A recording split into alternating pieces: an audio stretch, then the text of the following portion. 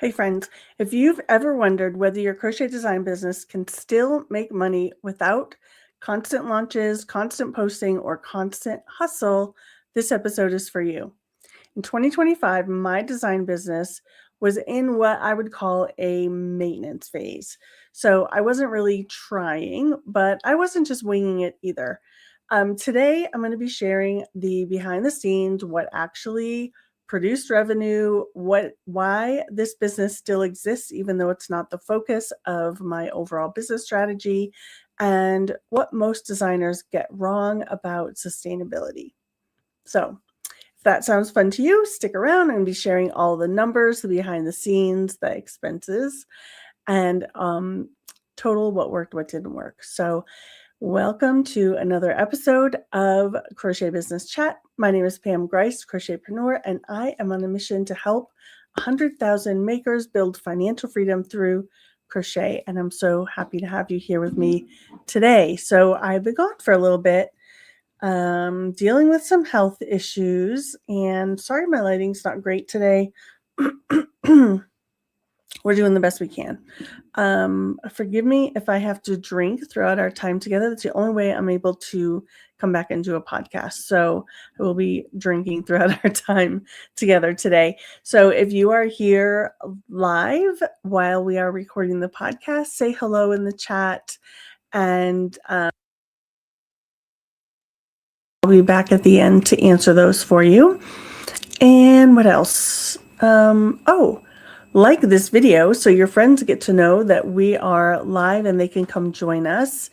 Even if you're watching on replay, be sure to like the video and subscribe for all the crochet business tips, strategies, and encouragement, and a little bit of tough love along the way.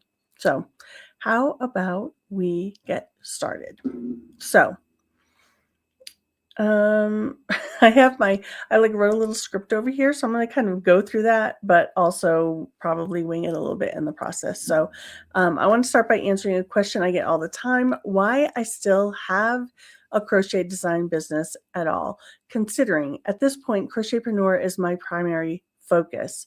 So I still hold on to Made with a Twist, which was my original crochet business. I was selling physical products first, turned it into a design-based business. Why do I still hold on to it? Well, it exists very intentionally. The first reason is that it is a lead magnet. It's not really a passion project any longer. It was when I first started. I love crochet. I wanted to sell things. Eventually, I wanted to design, get some passive income. And it was a passion project. Now it's more strategic. Crochetpreneur and helping others is my passion project. And Made with a Twist, like I said, is a lead magnet for people in the crochet industry. So it's niched that way very intentionally. Number two is it keeps me close to the struggle. I don't want to teach from theory alone when I teach people within my program or one-on-one coaching. I want to teach from experience, and things shift and change in our business all the time. What worked when I started in 2013 does not work any longer. So I want to stay on top of the roadblocks, the struggles, the tech stuff, all of the shifts in the industry, and having my own design business helps me do that. And third, it is my testing ground. So whenever I get an idea of like, hey, this strategy might work, I go and test it in Made with a Twist. And sometimes things work, sometimes they don't, but I want to teach from a place of experience, like I said, not from theory. So I don't want to just come up with ideas and be like, hey, maybe this would work for you. Yes, not everything that works for me is going to work from everyone, but at least I can share numbers of like, this is what I did. This is how it turned out. This was my strategy, and here's some resources to try it yourself and see if it works for your business. So it's my initial testing ground. All right. So Made with a Twist isn't just a generic, I design everything for everyone kind of business. It's niched very intentionally. And That's because I teach niching. I think niches are important. I think they help you stand out in the marketplace. They help you have a unique selling position of what people come to you for. So the niche of Made with a Twist is super bulky crochet projects designed specifically for product sellers. That means they're quick makes, they have seasonal relevance, and they're actually profitable to sell at markets. So I do map out the suggested pricing on all the designs that I create. So I design almost no Ami. There are enough people who are experts in Ami design. They can stick to that niche. Mine is more fashion accessories, home decor, practical items. So things that are for those folks who don't love Ami, like me. So I don't do Ami. I don't chase trends so much. I like things that I can keep in my inventory, things that I can sell year after year after year, where I can then, I have my stable, solid product line base, and then every year I add 2 or 3 things to that product line that I test out. And so for physical product sales, that is my strategy, and I want to create things that other people can keep as the foundation of their product line as well. And so they're sort of classic. All right. Made with a Twist is built for clarity, and clarity is what makes it sustainable. Again, niching down, speaking to a particular audience, that kind of thing. So my unique seller position is patterns for sellers. Each of my patterns includes a suggested pricing. It has a little table at the end of every pattern with suggested pricing for my audience. And if they want to get their own handmade product pricing calculator, they get that as well and plug in their own numbers. So I basically plug in my numbers, how much the yarn costs, how long it took me to make, my profit margins that I want. And I put the suggested pricing based on bargain shoppers who I don't recommend selling to, but some people are adamant about creating accessible pricing accessible products, so not great profit margins, so lower prices, and brand buyers. So those are people who like to have your product tag, they like people to know who they bought from, they buy their other branded items as well. These are sort of my ideal customers, fashionistas, Instagram moms, and then boutique pricing. So these are for your more high-end customers if you're going to use some embellishments or a higher price photo or something like that. So I do include those in all patterns. So having that unique seller position and creating that system for sellers, it builds trust, it builds repeat buyers, and it aligns the business with the reality of selling, not just making. So I'm happy to service customers who are makers and not sellers. And like any niche, you will serve anyone who shows up at your doorstep and wants to purchase, but you speak to one particular audience. So that's what I do as I'm building up this business, is speaking to one particular audience. So with that in context, a very specific niche, a very intentional structure, and a business that's designed to support sellers, let's talk about how the business actually made money in 2025. So I'm going to share some images with you with details on it.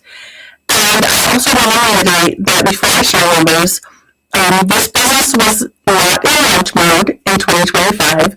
My goal wasn't to impress you with numbers because they're not that impressive.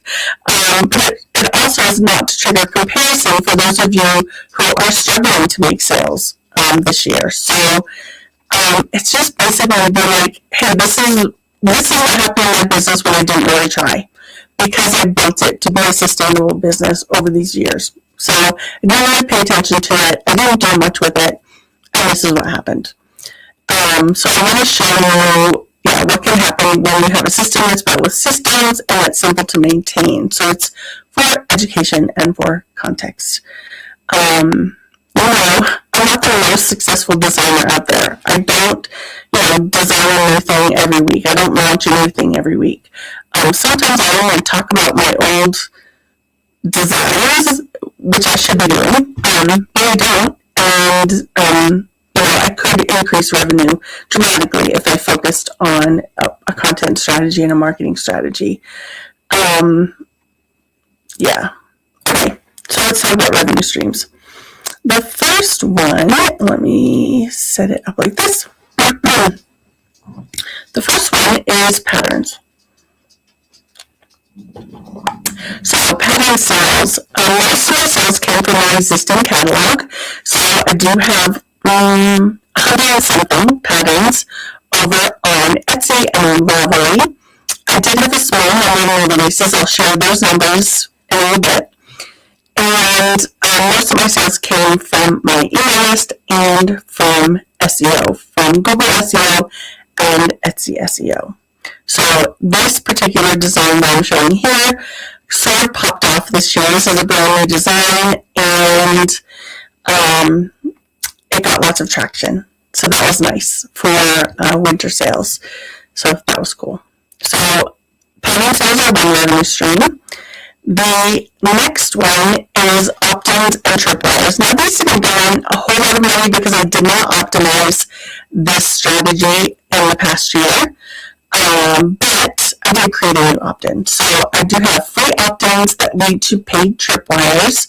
So the opt-in is free, and then it automatically pops up into a tripwire. There's a paid product, a discounted paid product for people who are brand new subscribers, and trying to turn those readers into subscribers, into customers, all in one shot. So that's the goal of a tripwire or a quick win offer. So this did bring in small but consistent revenue, like, I don't know, a few dollars a month, tens of dollars a month. Nothing major. It could be better with a better strategy, but I did not use a better strategy last year. I will this year. It's part of my on my to-do list for this year. So revenue stream 3 was bundles. I didn't host any bundle sales in 2025. I have in the past. I do enjoy bundles. I think it's a fun way to just give back to your audience and have like a really reduced price product, and to get your name, or if you're hosting it, the names of your peers out to a wider audience. It's a nice traffic driver also to a website. So I participated in a few, and I introduced new designs to a new audience, which is great, and I was able to generate revenue through affiliate links on those bundles. So again, I will share those details later. The Holiday Crochet Bundle with Nikki's Homemade Crafts, the Holiday Crochet Bundle, and the Craft Fair Bundle are the ones that I do with Nikki usually every year. They're the ones that my audience enjoys the most. She does a bundle just about every month, I believe. But I only stick to the ones that my audience really likes, because it does take away from me marketing other things to my audience. So be judicious about how many bundles you participate in a year, but they're a good way to get in front of more people. All right, next is affiliate marketing. So I didn't really run any specific affiliate marketing campaigns. Like, I didn't say, hey, everyone has a sale, I think I'll do an affiliate marketing campaign about this sale. I didn't do that in 2025. I just sort of let the passive links on my blog post do the work for me, and I did make a small but passive revenue. So I didn't market it very hard, and I made a little bit of money from affiliate marketing on this particular blog. And finally, the last one is blog ad revenue. So ad revenue is basically tied to blog traffic. Increased traffic with blog hops that I participated in, getting found by Google Discover, which is random and hard to control, but it happened, and that was nice. It brought in lots of traffic for me. And I did, this winter, or Black Friday time, I hosted a scavenger hunt. So the quest for Stitch, the naughty elf who was trying to burn down my pattern library. So that was fun. That brought in lots and lots of traffic, which brings in great ad revenue during a really high RPM time for ad networks. So that week of Black Friday, RPMs are pretty elevated, and so that's nice. I am with Mediavine. Mediavine and Raptive are like the two top tier ad networks that you can apply to. They've both just lowered the requirements of how to get into their programs. So if you don't have an ad network on your blog yet, check those out. Mediavine and Raptive. All right. What I like about ad revenue is it allows me to give my free patterns on my blog, drive traffic to my blog, get emails, and also generate revenue 24 hours a day. So it's a win-win. I know customers sometimes complain about having ads on the blog, and that's just part of doing business. I don't mind telling them, like, you're welcome for the free pattern. I don't buy into the complaining, and I do limit the amount of ads that are shown. Like, it's not the most ads possible because I don't want to ruin that customer experience. So I try to make it a win-win. And if people don't want that, they have the opportunity to buy the pattern. So it just depends on how much they don't like it. If they're willing to invest in, $5, $6 for a pattern. So those are the revenue streams that I used in 2025. So when you stack all of those things together, the business produced steady, diversified income, kind of steady. It really is for me higher in January and higher in October, November, December. The other months are pretty lean, but with a content strategy, I think they could be more. No single stream carried the business, and that's kind of the point. So we want multiple revenue streams so that we can ride those ups and downs and still make revenue when one is down, the others can kind of pull up the slack. So let's look at the totals.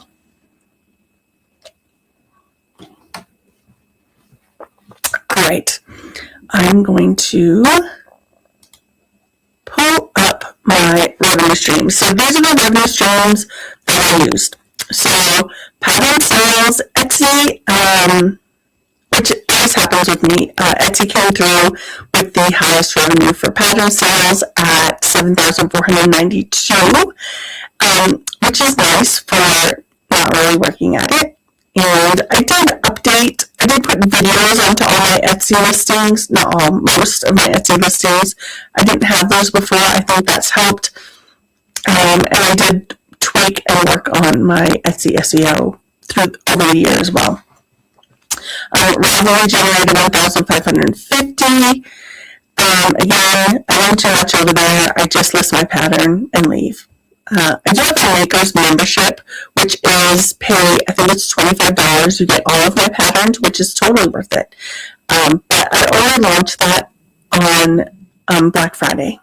That's it. It's open for a day, and we just leave it at that. And if people want in, they can get in that day. Otherwise, it's closed. So during that time, I did make some sales, so that those numbers are there. And then others. So there are other websites that I have my patterns listed on, and they are experiments. I don't really tell you exactly what they are yet because I don't have solid specific numbers for you. But I will continue to experiment and get you some details. Hopefully, those numbers will go up. $275, and I was on this one particular platform that is generating the most revenue out of those for me, and I was on that from September. So September through December, I was on there. Hang on, I have a message. Okay. Okay. So that's pattern sales. Next is ad revenue. So ad revenue, like I said, passive revenue on my blog. The more traffic you drive, the more revenue you make. So I made $7,022. I know people who make that in a month or make more than that in a month. Like I said, my business is not the most successful. It doesn't drive the most traffic. I don't make the most sales, obviously.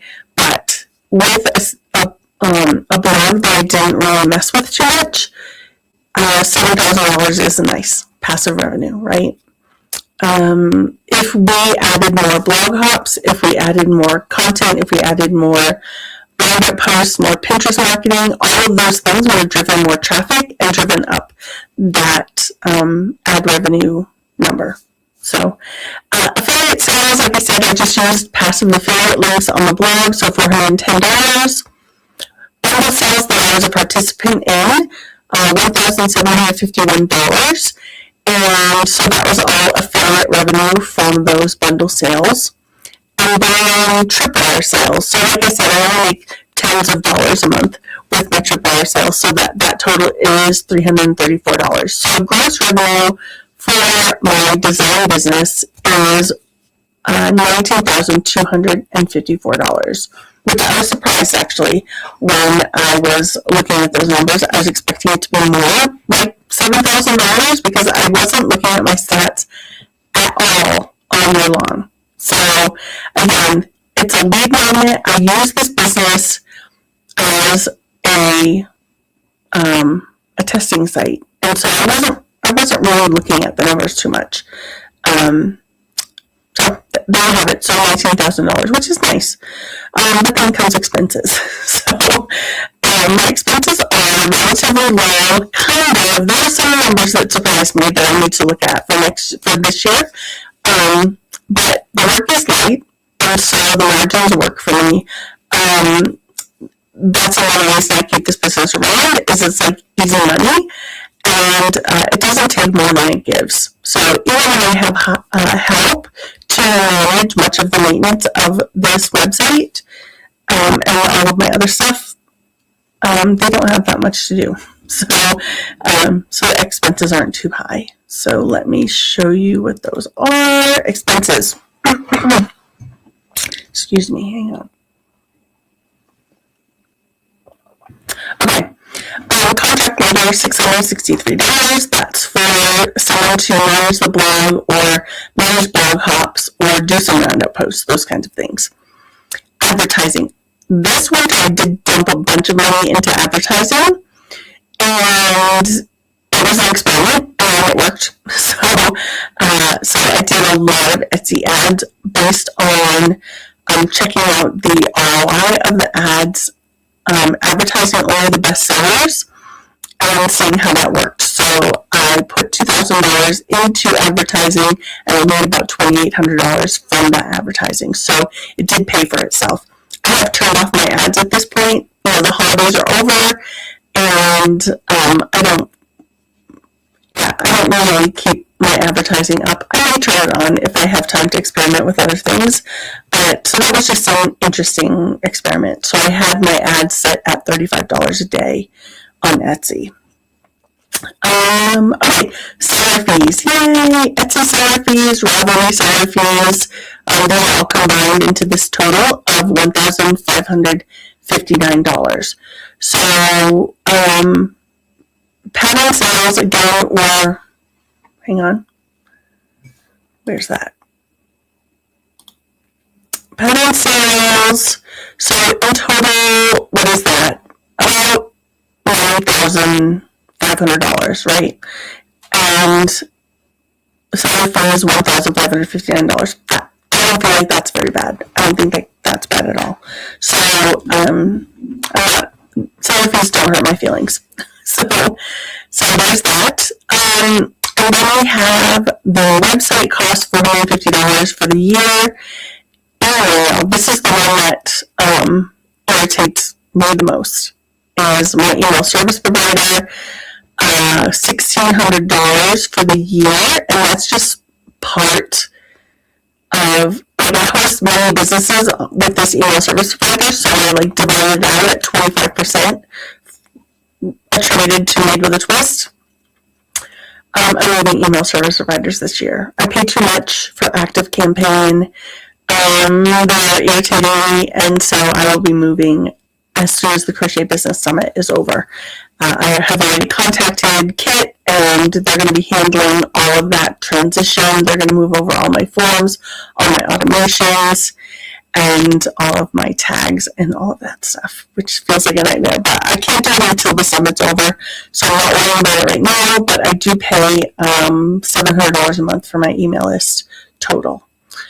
Okay, and then Talent, $350 for the year. I'm not sure that paid for itself. That might be going away.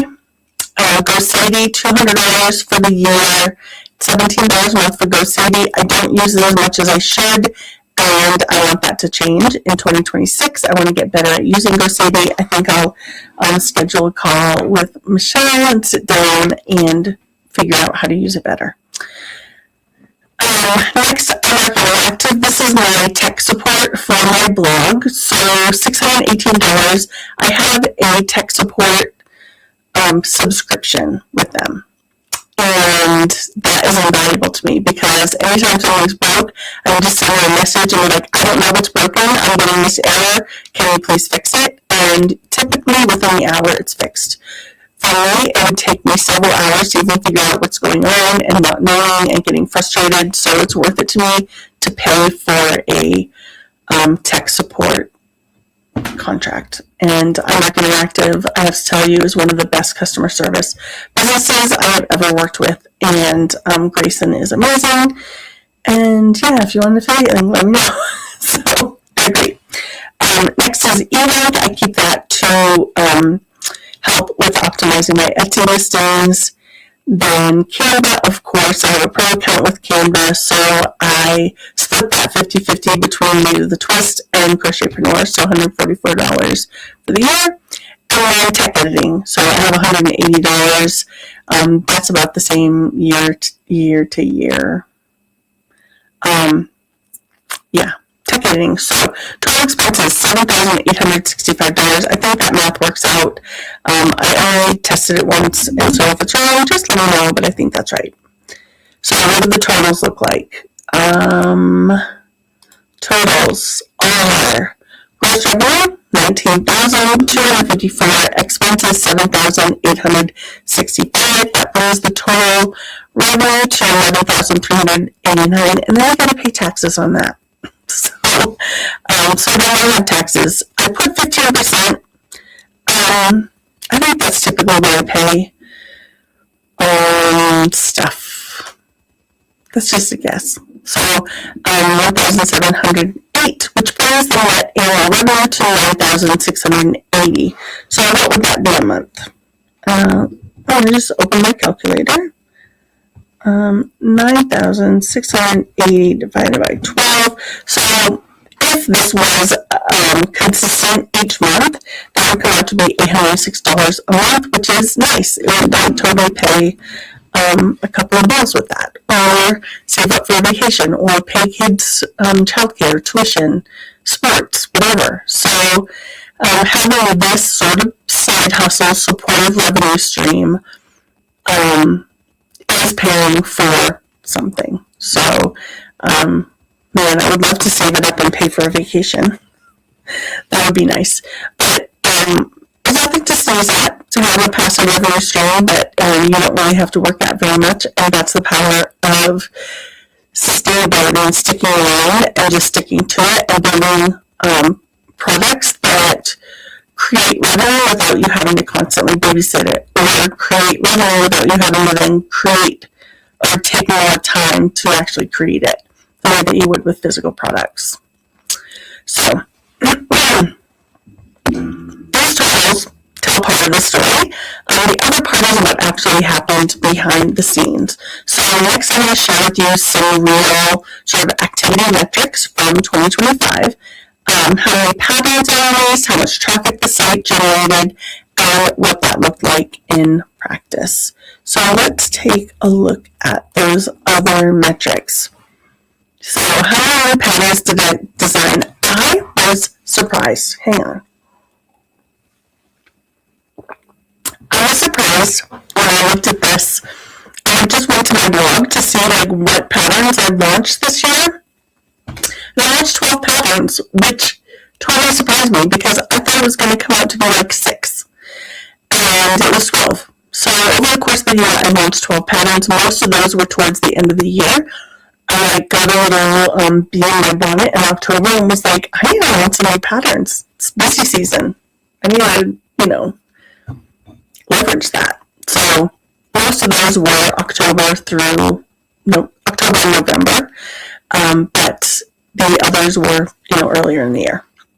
In total, I sold 1,883 patterns over the course of the year, and 11 Makers membership members. So those are the numbers as far as patterns go. Blog traffic, I generated 280,000 blog views.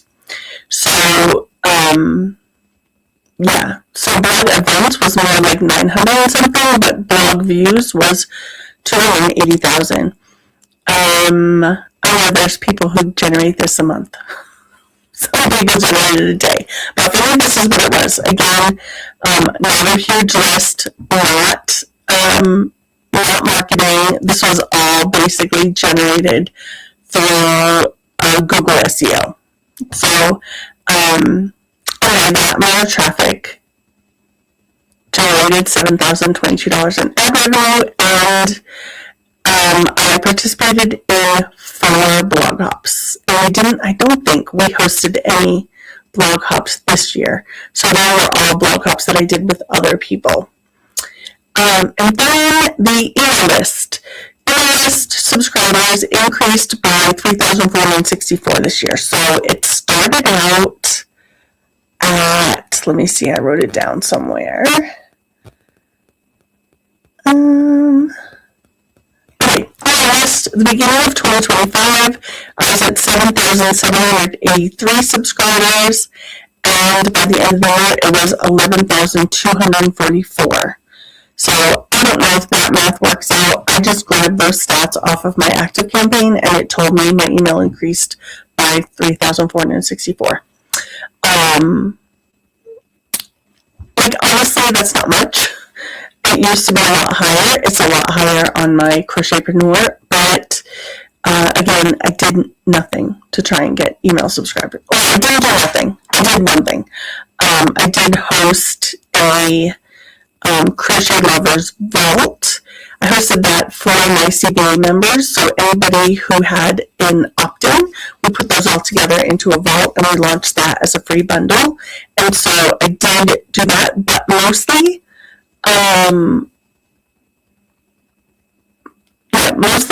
the people who are participating didn't have big lists, so it didn't get in front of many people for me. So my list didn't grow substantially during that time. So the growth didn't come from launches. It came from evergreen content and existing systems doing their job. None of these numbers, like I said, are dramatic on their own, but together they show something really important, and that is that this business is stable and it's predictable. I know year after year it's going to generate income for me, even if I don't touch it. It will continue to support me without demanding constant content. And it continues to support the overall goals of my primary business, which is Crochetpreneur, without demanding constant creation and distraction from our overall mission. This is what I mean when I say this business made money without really trying. The work was already done slowly over time, and then one design at a time, it just continues to make money. So, what is new? The natural question is, what's next for me with a twist? And the honest answer is a little bit open to what the future has in store. I have some sort of concepts of what I want to tackle if there is time.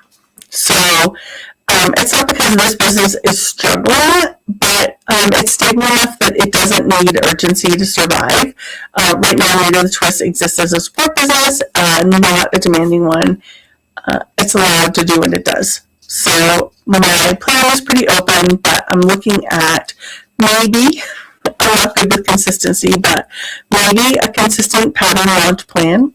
Leveraging my team for blog hops and roundup posts. So Helen, if you're watching, that means we need to schedule a call. I want to grow my email list. I want that to be sustainable growth over time. I was using Mediavine, where people had to enter their email email in order to see the free pattern. I turned that off because that benefits big designers. It doesn't really benefit small designers, because if someone signs up on a big designers list, they get access to your stuff without giving you an email address. So it doesn't really benefit the small guy. And if you want to talk about that more later, I can do that, but I turned that off. I need to go through some old patterns and make sure it's off on all of my patterns, but I did turn that off in favor of just giving people access to the free pattern, and hopefully they will appreciate it and sign up for my list. I do need to mitigate expenses. Part of that will be moving to a new email service provider, and other things I need to take a look at. And then delegating more social media content, I need to get better about that, so that I don't just ignore my social media for this business. I tend to just ignore it. And then I want to test some new pattern platforms. Specifically, I want to test Whatnot for live sales. My dog wants to go out. For live sales, and I want to open a Shopify shop and sell sales there rather than sending them to Etsy. And then who knows what else. We're going to just play and see what works. So that is the plan. Basically, I want crochet designers, more crochet designers who are ready to quit. I'm sorry, my dog's distracting me. I want people to realize that this sustainability, this small but consistent adding on to your pattern catalog, adding on to your blog, and letting things grow quietly but consistently will build that stable income for you if you don't quit. So many people quit because it's not generating income they want, but through sustainable practices, it will kick in. You have to have your niche right. You need to grow a list. You need to do some marketing. You need to add patterns. And what else? I'll think of it. But when you do those things sustainably, you need to have SEO. Like if you're not doing that, you're not going to get traffic and your business won't grow. So you need to focus on like getting eyes on your business. When you do that, you signal all the triggers in the algorithms, the various algorithms, to show your stuff to people. And then when you do that, you'll continue to grow over time. So that's what I teach inside of CBA. And if you want to learn more about that, I'll link a class below. I don't think it's linked right now. I will do that so you can learn about sort of what we do and how we work over in Crochetpreneur Business Academy and see if it's the right fit for you. For now, I'm going to go over and look at the comments, see if y'all have any questions. Let's see. Someone said they don't think the chat box is open, but they wrote in the chat box. So I don't know. Can you see it? I hope you can see it. Morning. I'm running the chat right now. Something happened to my sound. Oh no.